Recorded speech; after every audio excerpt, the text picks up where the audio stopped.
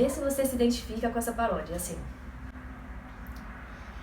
Essa casa é suja casa, nós deixamos ela pra você.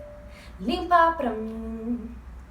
Ei, Vanessa, pegue essa vassoura. O balde rodou, o balde rodou. E essa paródia tem tudo a ver com o tema de vídeo desse mês, porque será falado sobre casa. A minha casa, a sua casa, a nossa casa. Por que eu tentei imitar o Silvio Santos? Ok, vamos seguir. Então vamos começar do início e iniciar do começo, que é assim que eu gosto. Lá em Gênesis 1, 26 diz que Deus Trino, Deus Pai, Deus Filho e Deus Espírito Santo diz: façamos o homem à nossa imagem e à nossa semelhança. No versículo 27 diz: Deus, portanto, criou o homem à sua imagem e semelhança. Essa palavra criou, na sua origem, tem uma expressão construtiva. Então a gente vai fazer uma relação entre a criação da vida humana e a construção de uma casa. Eu amo essa relação das coisas. Vamos lá então. Assim como uma casa tem várias partes, fundamento, estrutura e o acabamento, o ser humano também. Ele é um espírito, tem uma alma e habita em um corpo. No caso, o corpo é o acabamento. No caso, o meu acabamento hoje não está tão favorável. Já vai se acostumando que normalmente é bem assim mesmo, tá? Vamos voltar. Gênesis 1:31 diz que Deus criou tudo e viu que era muito bom. Então, assim, como tudo que ele cria é muito bom, ele também é muito bom. Então, ele não é um tirano nem um ditador. Por isso que ele deu um livre-arbítrio para o ser humano, para que ele pudesse ser livre e escolher entre o certo e o errado. Então, pasmem, senhoras e senhores.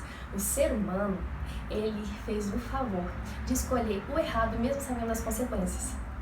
Lá em Romanos 5:12 diz que por meio de um homem o pecado entrou no mundo, por meio do pecado a morte também entrou e se estendeu a toda a humanidade. Ficou seríssimo. Aquela casa linda, maravilhosa, limpa e organizada, construída lá em 1:27 de Gênesis, ou seja, aquela vida criada totalmente incrível, foi destruída pelo pecado. Ou seja, o homem perdeu a vida eterna. Por quê? Lá em Romanos 6:23 diz que o salário do pecado é a morte. Ou seja, o preço do pecado é a morte. Então, com o pecado, foi criada uma dívida que só poderia ser paga com a morte, que é o preço dela, e foi perdida a vida eterna. E essa dívida só poderia ser paga com a morte de alguém que nunca teria pecado. Por isso, Deus tinha o plano da redenção.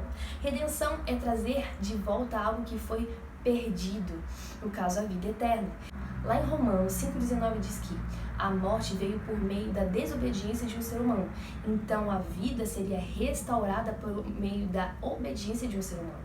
Por isso que Jesus veio como ser humano, viveu como ser humano, morreu como ser humano e ressuscitou. Por isso que lá em João 3:16 diz que Deus amou o mundo de tal maneira que deu seu único filho para que todo aquele que nele cresce não perecesse, mas tivesse a vida eterna. Então, Jesus, ele experimentou a morte em nosso favor. A dívida foi cancelada e a vida foi restaurada. Só que para a gente experimentar essa vida eterna, é necessário que a gente faça aquilo que está escrito em Romanos 10:9. Ele diz que é necessário a gente confessar com a boca que Jesus é o nosso Senhor. Ou seja, eu confesso que eu tinha uma dívida e que Jesus pagou a minha dívida com o preço dela, que foi a morte. Então, ele morreu a minha morte para eu viver a vida dele. Então, eu vivo para servi-lo. Não é lindo, gente? É maravilhoso. E aí continua. Também é necessário que a gente creia com o coração que Jesus ressuscitou dentre os mortos. Ou seja, Jesus pagou a minha dívida morrendo, só que ele não ficou morto. Ele ressuscitou e restaurou a minha vida. Ele restaurou aquela casa como desde o início, limpa, linda e organizada. A partir desse reconhecimento do plano da redenção, a Bíblia diz que tudo se fez novo. Eu recebi uma vida nova, uma casa nova, limpa, linda e maravilhosa, como lá em Gênesis 1:27. Em Efésios 2:13 também diz que a partir do momento que eu creio no plano da redenção, a nossa vida é selada com o Espírito Santo. Ou seja, porque eu fui comprada com o sangue de Cristo, o Espírito Santo vem habitar em nós. Ou seja, nós somos a casa do Espírito Santo.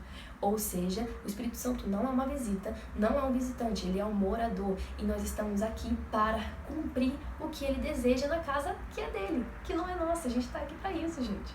Olha que maravilhoso. E além disso, em João 14, versículo 2 e 3, ele diz assim: na casa do meu pai há muitos quartos, e eu vou preparar um lugar para vocês.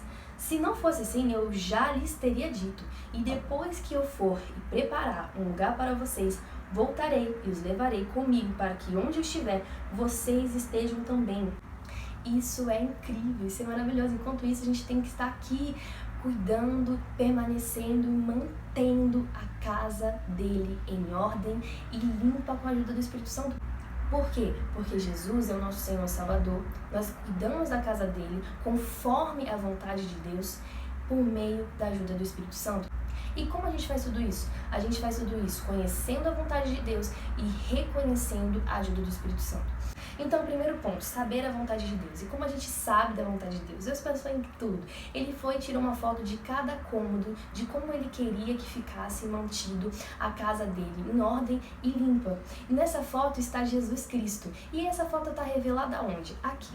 Está registrada neste livro. Bíblia. Aqui a gente vai ver, a gente pode dar zoom, tem todos os detalhes de como que Deus quer que a gente fique aqui mantendo a casa dele em ordem. Como que ele quer que o nosso cômodo da sala, o cômodo da cozinha, o cômodo do quarto fique em ordem. Ou seja, como ele quer que a nossa área de comunhão, a nossa área de alimentação, a nossa área de intimidade fique em ordem e limpa.